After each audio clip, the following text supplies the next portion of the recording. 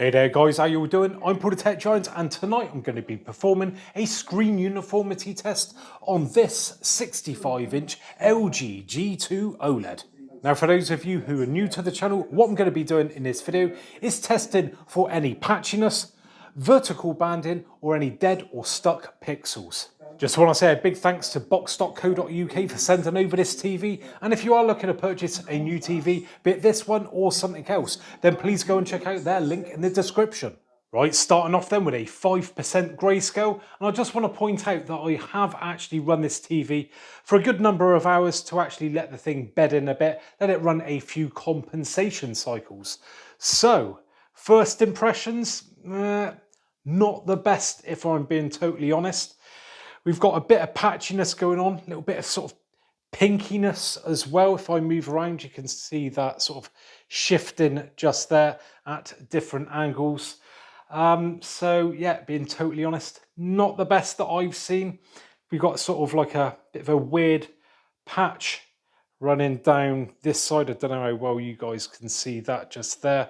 And we do have a few lines going on there. Now, I've got to be totally honest, under normal viewing conditions so far, can't say that I've noticed anything, any sort of lines appearing when there's been panning shots on darker scenes. So I don't think it's that bad, but you know, I've not owned the TV for that long yet. So maybe after a bit more viewing, you know, I may notice these things. And the worst thing is when you do notice something, you can't unnotice it. That is the problem. But yeah, I'd say that the Samsung S95B OLED that I recently tested was definitely far better than this. Moving on to some solid colours now then, and we're going to first start off with a white.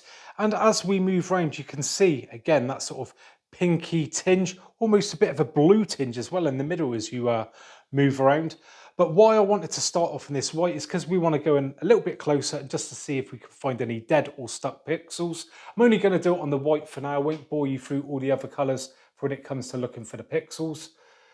And if you are new to the channel, I know I say this every time, but these tests have proven in the past to highlight some dead pixels, which I've had on an older OLED TV, and it resulted in the screen actually being changed out because over time a few pixels turned into quite a few dead pixels. So yeah, it's good to document these things because if all looks good now, we can see how it sort of progresses over time, and we know roughly when those problems have occurred, because I will be doing these tests probably once every month, once every 2 months, and as far as dead or stuck pixels go, that all looks good to me. Moving on to a nice solid blue now then, and that looks nice. I can't see any abnormalities with that. No lines, no shifting really as I move around there. So yeah, the blue gets the thumbs up. Green's next, and let's have a look around to the side. Again, that's looking all nice and solid as I would expect it to. Come round to the other side. Again, really no shifting as such as I move around there. So yeah, all looks good once again. Finishing off with a nice deep red, and that does look absolutely gorgeous. Nice big slab of red there. Can't see anything dodgy going on. And red is one of the ones I'll be paying particular attention to as we go further on down the line with these testing, because red is the one colour that really seems to show up but burn in the worst. So that's one to look out for. But hopefully, fingers crossed, we will not see any burning at all. But once again, as far as the red goes, that is all looking good to me. And there you go. That was a little bit disappointing, if I'm being totally honest. I was expecting it to be a little bit better than that. Don't get me wrong, I have seen far worse than this.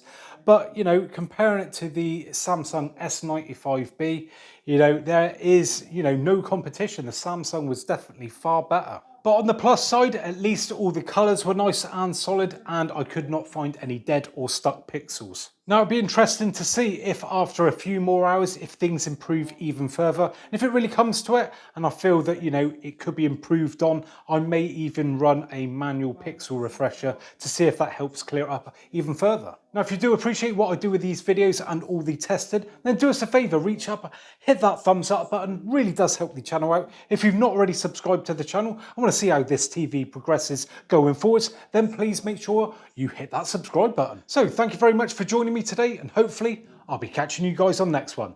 Bye for now.